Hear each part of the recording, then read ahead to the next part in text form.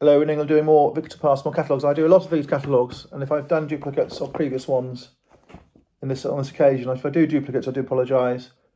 They come to me in batches, and we look at them to see if we can pick up information about Pasmore as a tool, for educational tool. So we're going to start with this picture here, this catalogue here. This is a beautiful catalogue. This is my favourite of all the Victor Pasmore catalogues I ever get. The reason it's my favourite is because it shows Pasmore in Malta. You can tell from the stone it's Malta, it's not going to be anywhere else. And it's was published by Marlborough Arts in London. And the book has got a small spine, unlike some of the other ones which don't have a spine as such. This is a sort of a book. These are really pamphlets.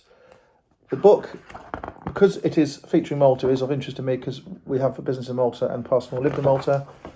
And the front shows grey development in 3 movements, 1968 to 69. So that's a large piece of art, and you'll notice that he's holding up in his hand this secondary piece of timber, which is not screwed to the wall. So it's sort of very informally stuck together. He's obviously proud of this piece of art. You can tell from his face, and he's been quite inventive. He's got a top painted in the Maltese stone colour. There's a bit of arching to it.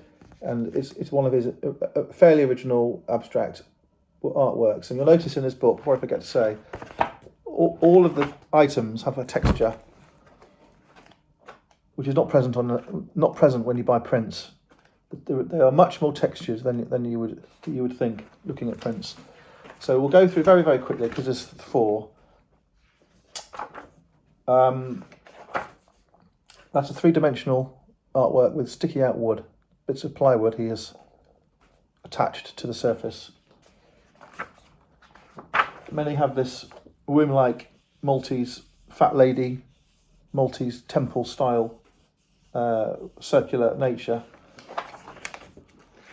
I always think that one is a dog. It's not a dog, but it always reminds me of a dog.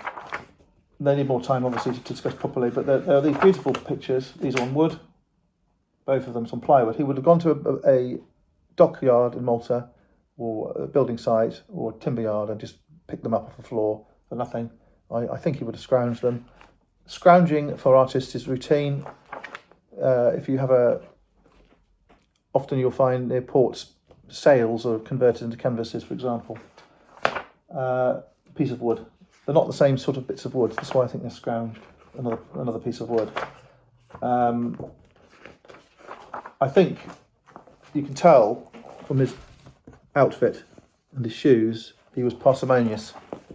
That's why I think that this wood would be scrounged. I would scrounge the wood for sure if I was doing it.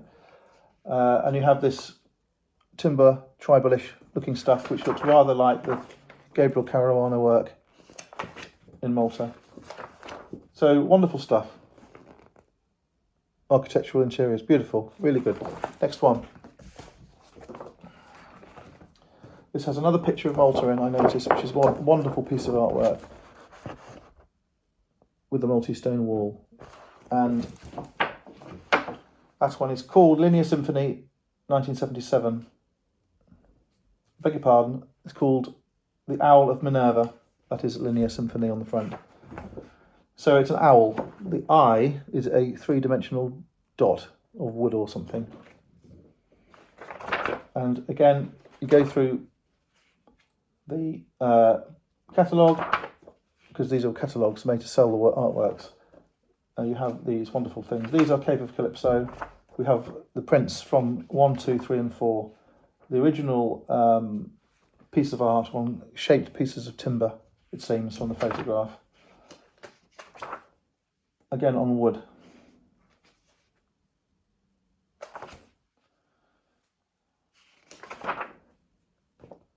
Elephant Blue 1976. So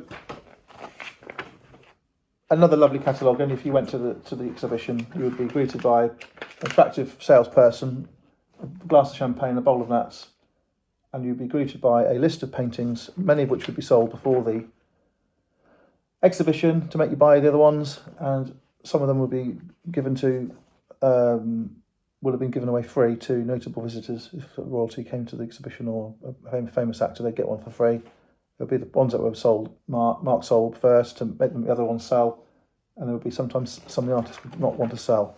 So it's a sort of fairly tried and tested way of selling these things. This one here, we have the actual maquette for that one. That's an original picture. We have the maquette, which is used to make the prints. Maquettes are often different to the originals because they were changed with printing in mind. This one is another lovely catalogue. We have a few of these. This is characterised by good prints, colourful prints.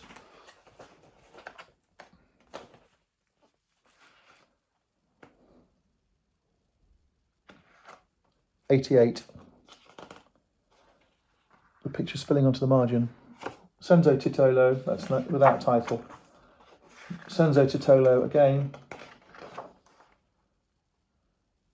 45 by 124 centimetres. So he's gone centimetre in this catalogue. Printed in Rome. 89 without title. So this was made with Italian printed and Italian paper artworks.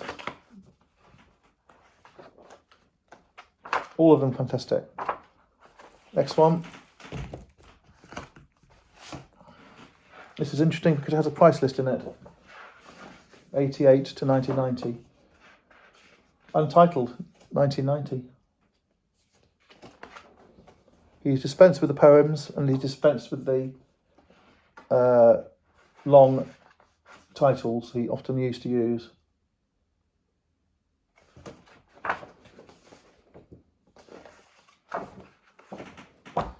So this is an American catalogue I bought from America, and has a price list. And if we find one, this one here for example,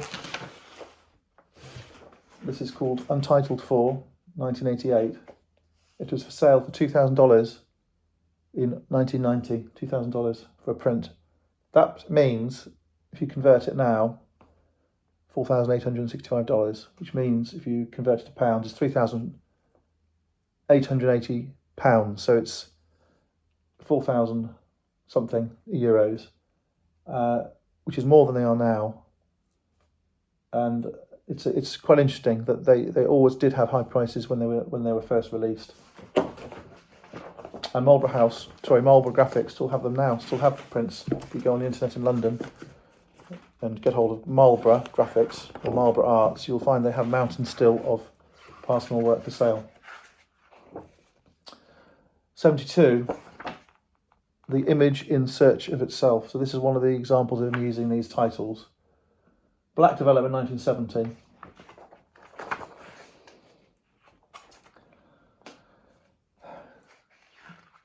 Black and white, so not quite as revealing. Linear, we've had these. Projective paintings, that's interesting, he calls them projective paintings. The 3D ones with blocks of wood. Possibly Maltese, looking at the dates. This is another huge blue painting on plywood, and there is a gap because of the plywood sheet. He's gone over the other end of the plywood.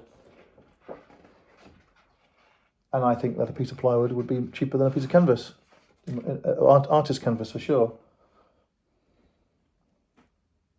In Malta in those days, 3-dimensional with timber, painted on 3 pieces of plywood. The dockyards would have had marine ply.